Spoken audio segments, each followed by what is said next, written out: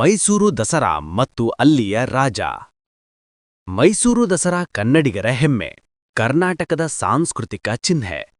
ಸುಮಾರು 400 ವರ್ಷಗಳ ಹಿಂದಿನಿಂದ ಆಚರಿಸಲಾಗುತ್ತಿರುವ ಈ ಹಬ್ಬವನ್ನು ನವರಾತ್ರಿ ಅಥವಾ ನಾಡಹಬ್ಬ ಎಂದು ಕರೆಯುತ್ತಾರೆ.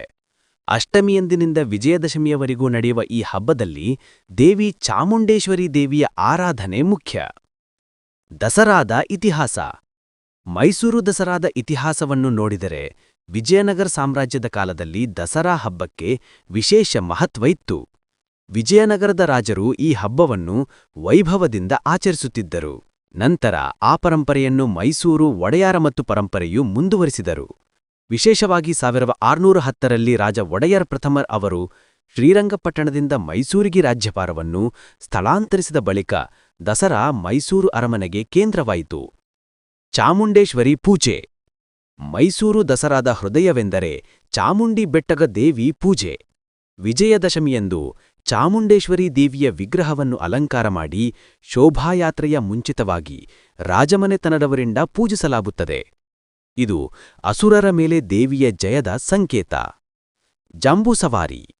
ಮೈಸೂರು ದಸರಾದ ಪ್ರಮುಖ ಆಕರ್ಷಣೆಯೆಂದರೆ ಜಾಂಬೂ ಸವಾರಿ.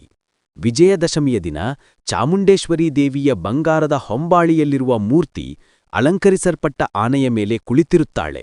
ಈ ಶೋಭಾಯಾತ್ರೆ ಅರಮನೆ ಆವರಣದಿಂದ ಆರಂಭವಾಗಿ ಬನ್ನಿ ಮಂಟಪದವರೆಗೆ ಸಾಗುತ್ತದೆ.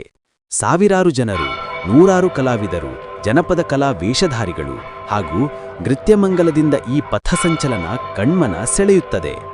ಮೈಸೂರು ಅರಮನೆ ಮತ್ತು ದೀಪಾಲಂಕಾರ. ದಸರಾ ಸಮಯದಲ್ಲಿ ಮೈಸೂರು ಅರಮನೆಗೆ ಲಕ್ಷಾಂತರ ದೀಪಗಳನ್ನು ಬೆಳಗಿಸಲಾಗುತ್ತದೆ. ರಾತ್ರಿ ಹೊತ್ತಿಗೆ ಅರಮನೆ ಹೊಳೆಯುವ ದೃಶ್ಯ ಅಸಾಧಾರಣ.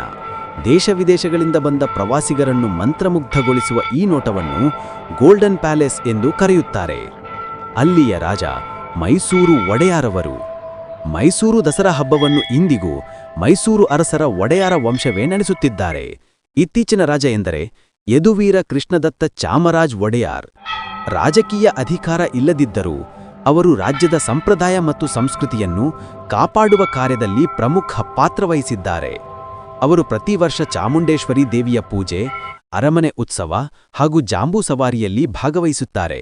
ಇದರಿಂದ ಮೈಸೂರು ದಸರಾಕ್ಕೆ ಇನ್ನೂ ರಾಜದ ವೈಭವ ಎಂಬ ಕಿರೀಟ ಉಳಿದಿದೆ.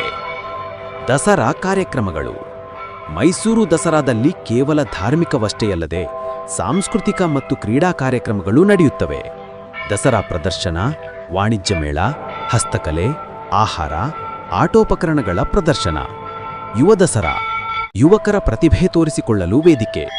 ಸಾಂಸ್ಕೃತಿಕ ಸಂಜೆಗಳು, ಸಂಗೀತ, ನೃತ್ಯ, ನಾಟಕ, ಎಲ್ಲಾ ಕಲೆಯ ಮಹೋತ್ಸವ. ಕ್ರೀಡಾ ಕಾರ್ಯಕ್ರಮಗಳು, ವಿವಿಧ ಕ್ರೀಡೆಗಳನ್ನು ಪ್ರೋತ್ಸಾಹಿಸುವ ಸ್ಪರ್ಧೆಗಳು. ಸಮಾಪನ. ಮೈಸೂರು ದಸರಾ ಕೇವಲ ಹಬ್ಬವಲ್ಲ, ಅದು ಕರ್ನಾಟಕದ ಆತ್ಮಸಾಕ್ಷಾತ್ಕಾರ. ಜನಾಂಗವನ್ನು ಒಂದೆಡೆ ಸೇರಿಸುವ ಸಾಂಸ್ಕೃತಿಕ ಸೇತುವೆ. ಅಲ್ಲಿಯ ರಾಜ ಒಡೆಯಾರರ ಆಶ್ರಯದಲ್ಲಿ ಇಂದಿಗೂ ದಸರಾ ತನ್ನ ಸಂಪ್ರದಾಯದ ಹೊಳಪು ಕಳೆದುಕೊಳ್ಳದೆ ಬೆಳಗುತ್ತಿದೆ. ಮೈಸೂರು ದಸರಾ ನೋಡಿ ಹೋಗುವವರು ಪ್ರತಿ ವರ್ಷ ಅದೇ ಉತ್ಸಾಹದಿಂದ ಮತ್ತೆ ಬರುವಂತೆ ಮಾಡುವ ಅದ್ಭುತ ಆಕರ್ಷಣೆ ಹೊಂದಿದೆ.